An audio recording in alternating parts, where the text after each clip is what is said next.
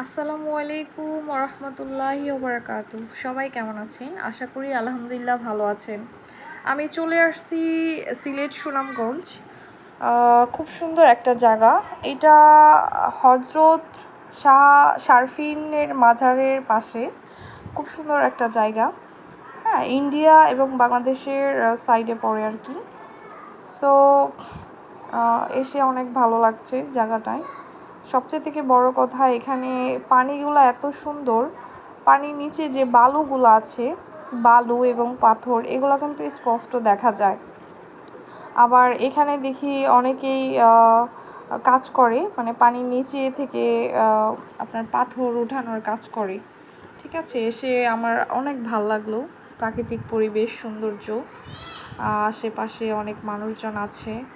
আর অনেক লোক আসে এখানে, এসে দেখা যাচ্ছে ঘোরাফেরা করে, পানিতে গোসল করে।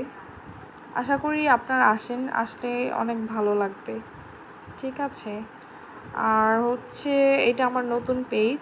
সবাই অবশ্যই আমার এই পেজটাকে দেখবেন, ফলো করবেন, কমেন্টস করবেন, লাইক শেয়ার করবেন। আল্লাহ হাফেজ।